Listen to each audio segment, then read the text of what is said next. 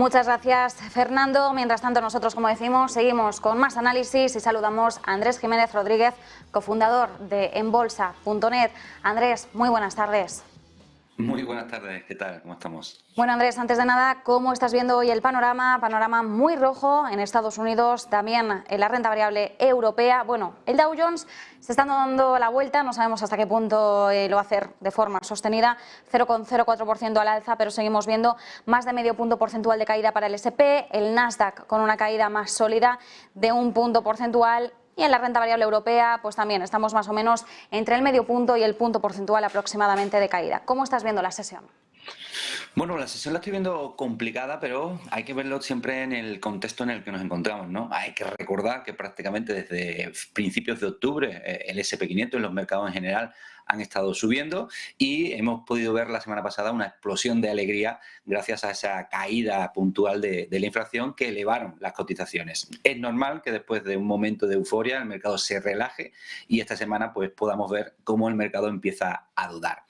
Entonces, bueno, yo creo que entra dentro de lo normal. Lo que sí tenemos que tener en cuenta ahora que la zona en la que nos encontramos es bastante peligrosa. Sobre todo lo podemos ver en el gráfico del S&P 500. Si lo podemos poner en pantalla, fíjate que en estos momentos el S&P 500, después de la subida tras la caída de la inflación, llega a tocar y empieza a tocar la línea de tendencia bajista y es donde se encuentra. Por lo tanto, digamos que empezamos la semana o estamos en plena semana luchando con una resistencia muy importante. ¿Será capaz de superarlo? Bueno, pues eso es lo que vamos a intentar desvelar hoy. Bueno, vamos a intentar desvelarlo poco a poco. Mientras tanto, también, Andrés, tenemos que ver, ¿no? Falso optimismo, el que estamos viendo en los mercados. ¿Cuál es el sentimiento que estás apreciando?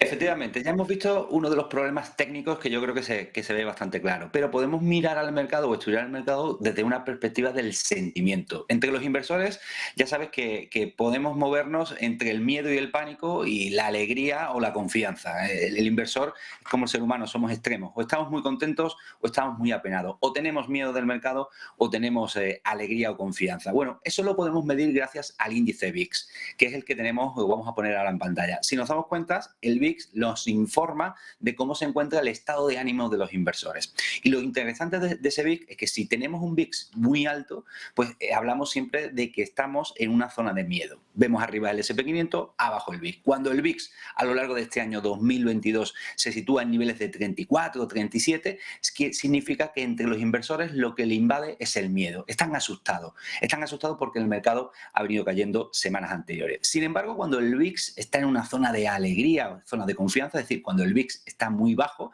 el sentimiento que tienen los inversores es de alegría y de confianza, que es justo donde estamos ahora. El VIX representa la volatilidad de las opciones del S&P 500, pero en realidad es un indicador de sentimiento que se utiliza, tal y como estamos viendo en pantalla. Tenemos la cota de miedo y tenemos la cota de la alegría y confianza, pero esto tiene una repercusión en el S&P 500 y por tanto en el mercado de renta variable. Evidentemente, la mayoría que están viendo ahora mismo en pantalla, bueno, se darán cuenta que las zonas de miedo corresponden casualmente a las zonas de suelo del S&P 500, suelos al menos de corto plazo. Sí, teoría del sentimiento contrario. Cuando los inversores particulares o los inversores minoristas están asustados, el mercado lo aprovecha para construir un suelo. Los grandes inversores aprovechan para comprar acciones y comprar todo lo que sea renta variable. Sin embargo, cuando los inversores minoristas tienen confianza, están contentos, los inversores institucionales lo utilizan para vender todo lo que habían comprado. Dicho de otra manera, cuando hay miedo es una zona para poder comprar y cuando estamos en alegría y confianza es un momento para reducir posiciones y recoger los beneficios. Entonces ya tenemos dos motivos preocupantes. Por un lado, la resistencia que hemos visto por la línea de tendencia principal y lo segundo es que ahora estamos muy cerca de esa zona de confianza. Pero hay un dato que a mí es el que realmente me preocupa en este lugar y por lo que considero que la alegría ahora mismo puede ser peligrosa para el S&P 500 y es que estamos en la antesala de un techo de corto plazo. Y es que hay una cosa que la mayoría de inversores no conoce, el VIX sí es un indicador muy popular, pero muchas personas no trabajan o no son capaces de trabajar con la volatilidad del VIX, que es realmente lo que utilizan los grandes inversores. Lo que a mí me preocupa es que el VIX está cayendo y por tanto cada vez hay más alegría para los inversores.